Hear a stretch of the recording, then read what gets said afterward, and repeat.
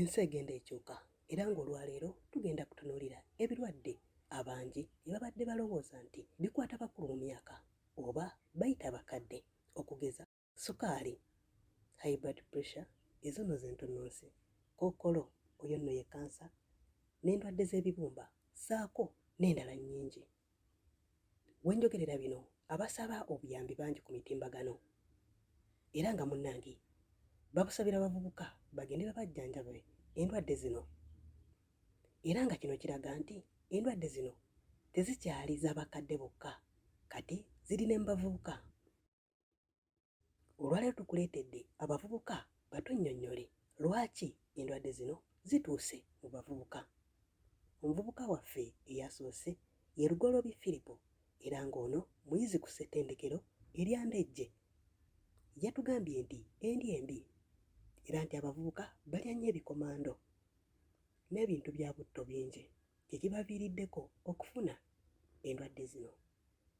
Ensonga esooka y'ensonga y'okwagala mufe abavubuka. Abavubuka ensangi zino twesanze nga tufuna abakazi abatusaba ebintu naffe kennyini ebitatusobola kwetuusaako, ebintu nga renti, olumu akasente ak'okwekuumisa ku yunivasite ke tuyita upkeep, ebintu nga amasimu, ne weesanga ng'omuntu asula ali mu kulowooza omukazi mukoledde ki, omukazi ngenda mumuwa ki, okwegamba ebintu ebitubeeza mu stress oyo kubanga tuli mu kulowooza ebiseera ebisinga. Abavubuka bibaleetedde pressure okuba nti abakwata nnyo, n'obeera ng'oli ku bunkenke olw'omukazi naye nga gwe kennyini ate naawe olina okwenoonyezaako okulya, olina okwenoonyeza ekintu ekinaakusuza ng'omuntu ng'omuvubuka okubeera ng'okeesa ku makya, naye ate ebirowoozo n'ogenda n'obijja ku gwe ng'omuntu ate n'obikwasa omukazi. Ebiseera ebisinga kituleetedde nnyo pressure, endwadde ng'ezo eza sukaali mufe ate abavubuka okweyongera. Ensonga endala gye nandigasseeko y'ensonga y'okulya.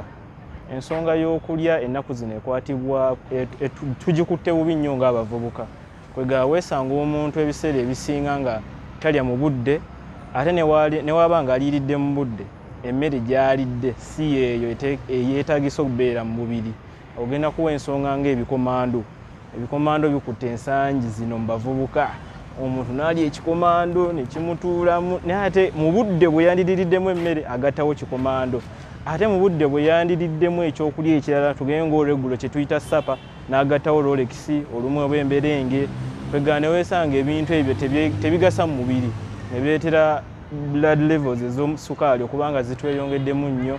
Ate ne weesanga ebintu bye twandiize ku bakadde baffe ffe ate n'emabega tetubikola nga ebiteekeddwa kubeera.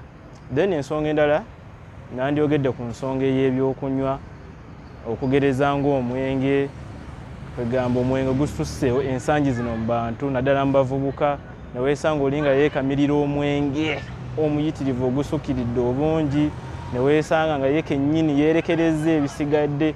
Olumu kye kireeta ensonga eri ate gye naakavaako ey'ebyokulya nti omuntu atuuka nga atadde omwenge mungi mu mubiri, endya nayo kennyini mbi. Kwegaba ne weesanga ng'ate ebyo byonnyini bituleetedde pressure okubanga yeeyongedde mu bantu. Omwenge muyitirivu gususse nnyo, gutuunoonye nnyo. Omuntu n'obeera nga buli kanaku olowooza ku bintu bya kucakala, bintu bya kunywa mwenge ate ebitatugasa ensangi zino. Ne weesanga ng'omuntu yeekamiridde nnyo omwenge.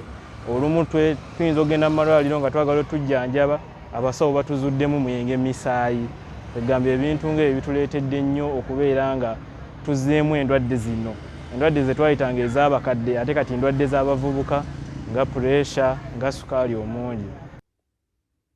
Ate ye Kalifuba Steven era ng'ono naye muyizi ku ssettendekero lino yatugambye nti abavubuka beegomba nnyo ebintu bye batasobola kufuna era nga ne babeera nga beeraliikirira.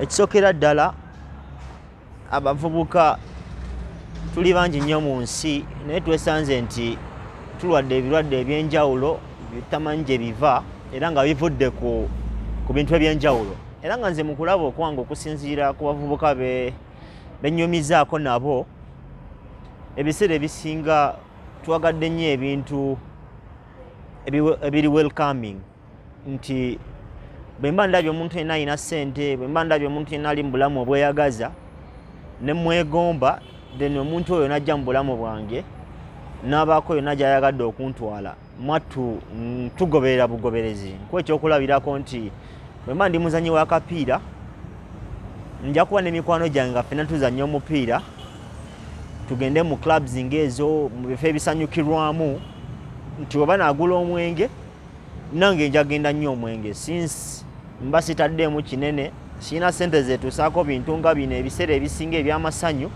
So bwe ndaba mikwano gyange egiyina ebintu bino, tubadde so much welcoming on cheaply things. Ntutafaayo ku bulamu bwaffe nti buli kitusala mu maaso tubadde nga tukinywa tukirya, since ffe nga ffe tetulina busobozi busobola kwetuusaako bintu ng'ebyo.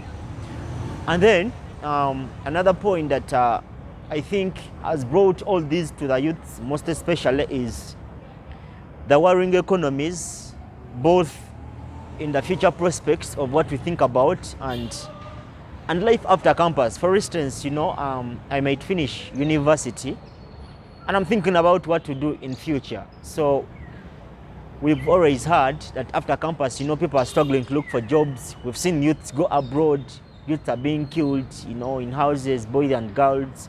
So I think these are some of the effects that come back in our minds, coming from the movies that we watch, coming from different televisions that we watch. You know, we've seen lots of action that are going on with different youths in Uganda. So if I think about that situation, it ends up giving me pressure, it ends up giving me a negative attitude. That's why we've seen lots of action that have happened to different youths of Uganda in different dimensions. So on that note, therefore, I think besides the various effects that cause blood pressures and then, you know, different diseases to the youths, I think it is basically the mindset. Ate nno bwe twagenzeeko mu ghetto twasanze mwana mulenzi erinnya lye yatugambyeko limu nti Yeyisima. Ono nno ye twamusanze ali ku kakoola yeegaayira.